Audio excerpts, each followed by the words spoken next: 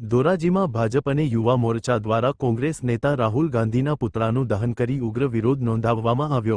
કોંગ્રેસ નેતા રાહુલ ગાંધી દ્વારા અલ્પસંખ્યકોમાં આપવામાં આવેલા ઉશ્કેરણીજનક અને ખોટા ભાષણના વિરોધમાં ધોરાજી શહેર ભાજપ અને યુવા મોરચા દ્વારા આ પુતળા દહનનો કાર્યક્રમ યોજાયો। લોકોને ઉશ્કેરવાનું કામ કરતા આવા નેતાઓ સામે તંત્ર દ્વારા કડકમાં કડક કાર્યવાહી કરવામાં આવે અને સજા ફટકારવામાં આવે તેવી માંગ કરવામાં આવી। આ વિરોધ પ્રદર્શન દરમિયાન કોંગ્રેસ નેતાના નિવેદનોની આકરી નિંદા કરી। अहवाल संजय पोपट। राजू बालदा, राजकोट जिला युवा भाजप उपप्रमुख, राजकोट जिला भाजपना उपप्रमुख।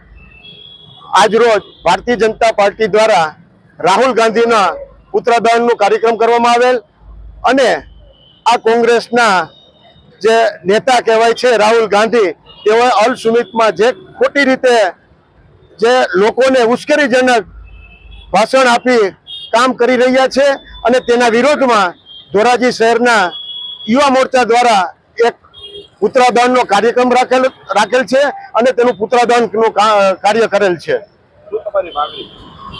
આવા ઉશ્કેરણીજનક કોંગ્રેસના નેતા દ્વારા ભાષણો અપાય અને લોકોને ઉશ્કેરે છે, તેના માટે આવા લોકોની સામે કડકમાં કડક કાર્યવાહી કરી અને તેને સજા કરવામાં આવે।